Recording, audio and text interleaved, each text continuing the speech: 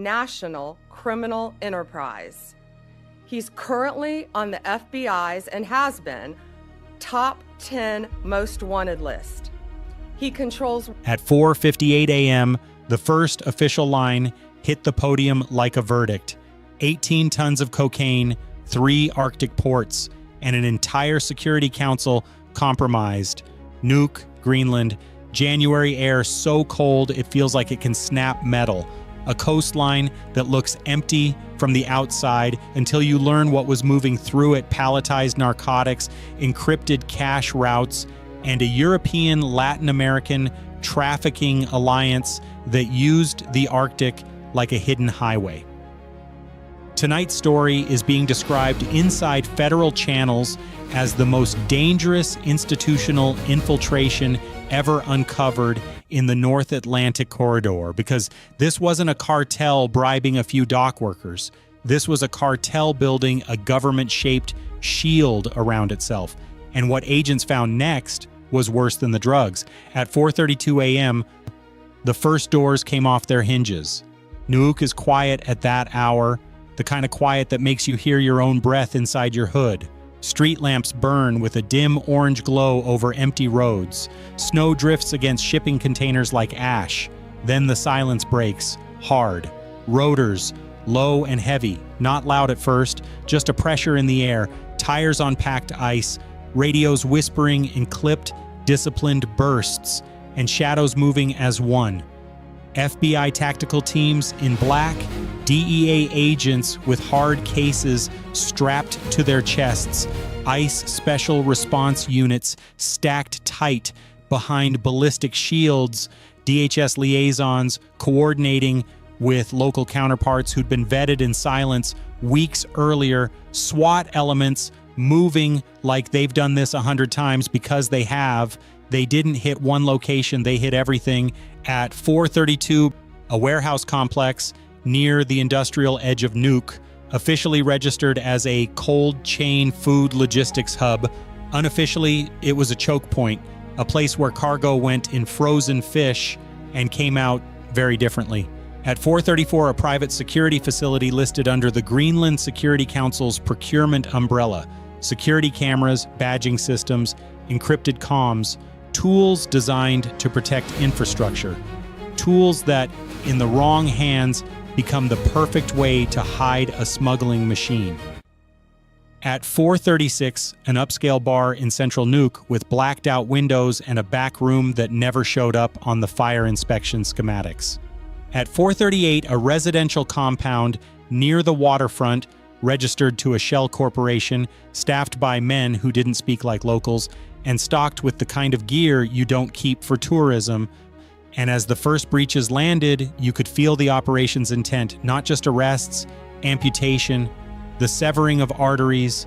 Flashbangs erupted like lightning inside metal corridors, doors splintered, agents poured through, weapons up, moving fast and disciplined, shouting commands that echoed off concrete and steel. Suspects ran because they always run, boots pounding down hallways, slamming into stairwells, slipping on ice outside. Duffel bags appeared, heavy enough to pull shoulders down, the weight of cash, the weight of product. At the cold chain warehouse, they found the first stack. Not in a safe, not in a hidden wall, right there among pallets and shrink wrap behind layers of legitimate cargo, cocaine bricks, vacuum sealed, stamped with symbols, marks of ownership, marks of territory, the kind of markings that don't need translation. Every agency in that building knew what they were looking at. Within minutes, agents were calling out numbers: 1 ton, 2 tons, 4, and then it just kept going. A hidden container inside a container, a steel cavity welded behind refrigeration panels, false floors designed to defeat quick inspections. By 5:21 a.m., preliminary field counts put the seizure at 18 tons of cocaine, an amount so large it changes the entire picture of what Greenland had become. This wasn't a stopover, this was a hub. And then came the twist. Because the warehouse wasn't the real prize, The real prize was in the security facility, a room without windows, a biometric lock, a server rack humming with the sound of constant operation, heat signatures out of place for an Arctic building, fiber lines running like roots into the floor. When they pulled the panels back, they found not just hard drives, they found a hidden digital nerve center, encrypted storage arrays, ledger backups, transaction logs, and sealed steel cases, industrial grade, bolted down, tagged with internal inventory codes that didn't match any public record. Inside those cases, notarized documents, official stamps, signed authorizations, and the signatures weren't from cartel members, they were from people who were supposed to fight them. At 6:07 a.m., the scene jumps. Clean, bright, clinical, an FBI cyber forensics lab, screens everywhere, whiteboards covered with arrows and names and dates, analysts wearing headsets like they're flying a mission. The drives were heavily protected, multi-layer encryption, air-gapped protocols, deadman triggers designed to wipe everything if the wrong key entered. But federal teams had been waiting for this. They didn't rush it, they peeled it bit by bit. The lab pulled threads until the whole thing started to unravel into a single structure.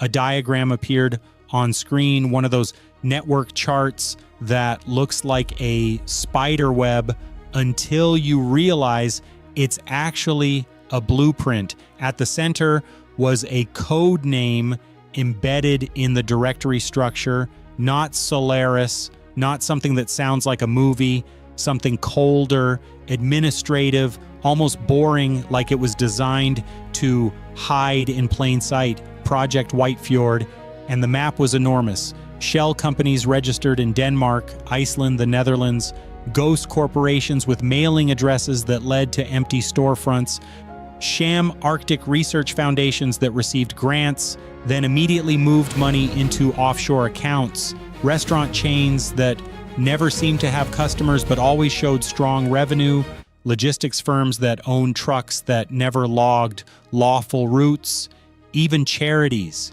even nonprofit.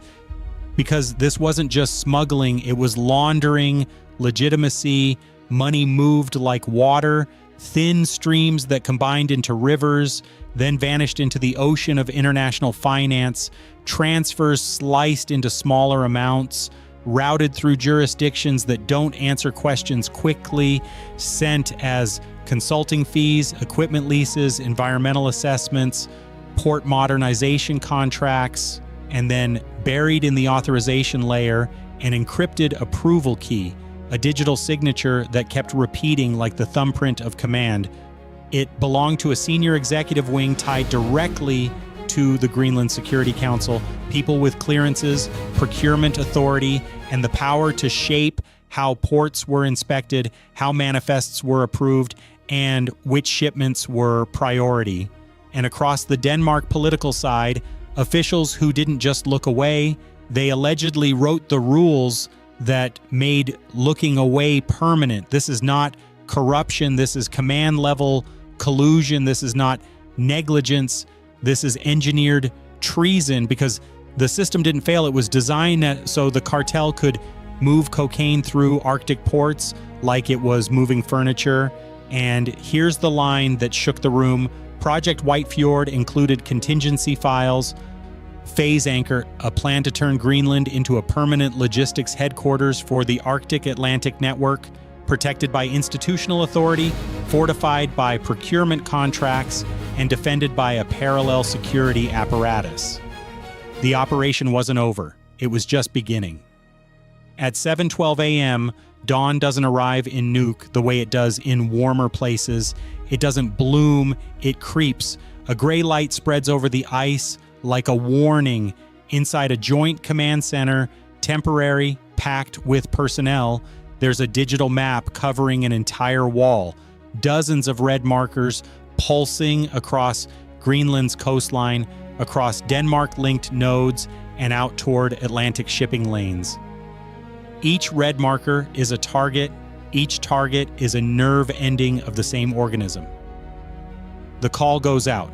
Over 1,100 federal agents and partner elements staged, briefed, synchronized, dozens of SWAT teams, maritime interdiction units, helicopters standing by, armored vehicles designed for harsh conditions, and behind them, layers of support, analysts, translators, financial investigators, evidence teams, not an arrest sweep, a regional eradication operation, raids ignited across multiple sites in rapid sequence, a desert-like gravel yard outside a remote port facility where a machinery storage lot was actually a staging area for container swaps, a hillside compound with heated garages where cartel coordinators lived like executives protected by private security, a tunnel access point near an isolated coastal sector, small, brutal, practical, not a border tunnel like the South,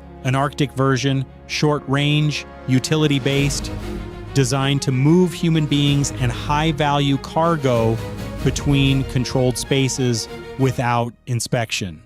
A transit house, bare mattresses, no personal items, just silence and fear, connected to migrant smuggling routes that used the same logistics cover as narcotics shipments. And as teams rolled these locations up, the seizures stacked fast.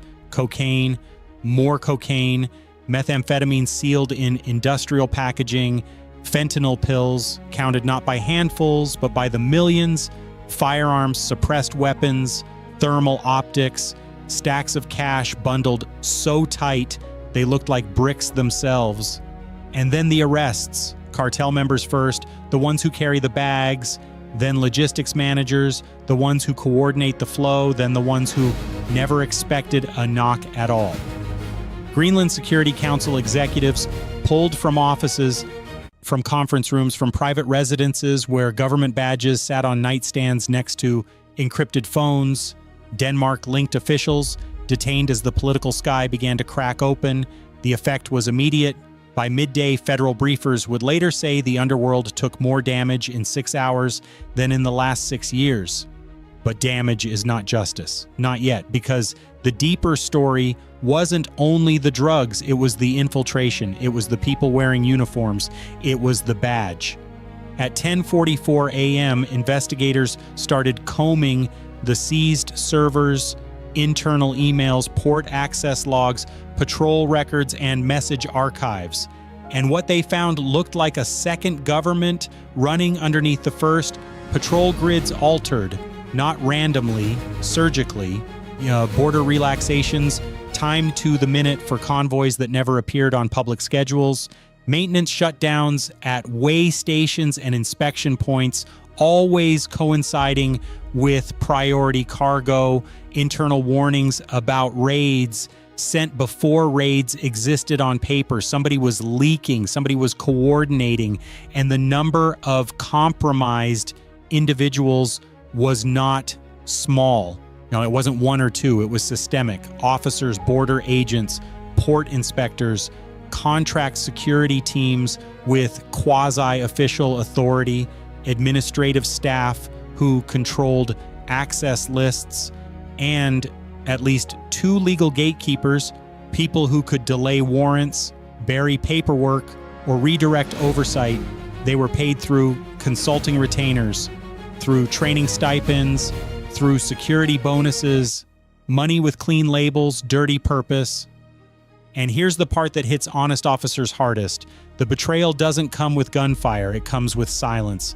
One investigator, career, stoic, the kind of person who doesn't dramatize, stared at a screen showing internal scheduling data. He didn't shout, he didn't curse.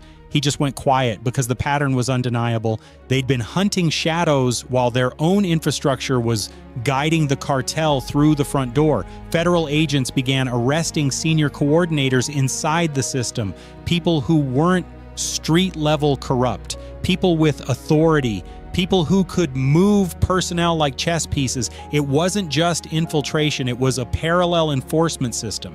A second secret police force in practice, controlled by the Arctic Atlantic Network and protected by institutional cover.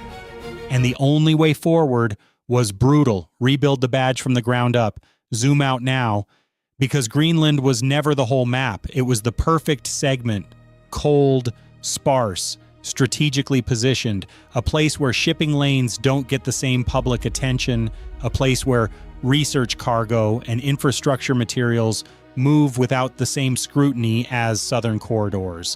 A place where people assume nothing big could happen because nothing big is supposed to. But Project White Fjord connected outward, trucking contractors and logistics firms in Northern Europe, port cities that handled container overflow, shipping manifests altered through compliant clerks and compromised systems, agricultural and seafood routes used as camouflage for narcotics pallets because nobody expects cocaine in frozen inventory from an Arctic chain. And the network's capacity wasn't measured in kilograms, it was measured in weekly tonnage.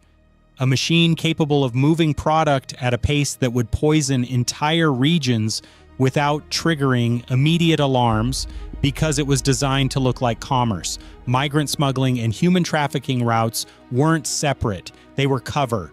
Human movement created noise. Human suffering created distraction. And behind that distraction, the cocaine moved. Then investigators opened the file that was never meant to be seen. Phase anchor wasn't just expansion, it was permanence. The plan outlined a long-term institutional capture, procurement cycles, infrastructure grants, security modernization budgets converted into a protective shell for cartel operations that could last decades. A shadow government not announced, not voted on, installed by money, secrecy, and ambition. The chilling realization wasn't that the system had been infiltrated, it was that the system had been redesigned for the cartel future. And that brings us here to the moral center of this story. Power doesn't always need open violence. Sometimes it only needs silence. Sometimes it only needs ambition. Sometimes it only needs a handful of officials who decide the public will never know the difference between security and control. But the cost is real. It's measured in fentanyl overdoses and empty bedrooms, in neighborhoods hollowed out by meth and heroin, in families broken by cocaine and the violence that follows it, in the quiet normalization of criminal power wearing official clothing. So if you're still watching, tap like so more people see this story, and comment expose if you want every layer of this corruption dragged into the light, no matter how cold the corridor, no matter how high the office, no matter how protected the title, because the most dangerous cartel isn't always the one with the most gunmen. Sometimes it's the one that learns how to write policy.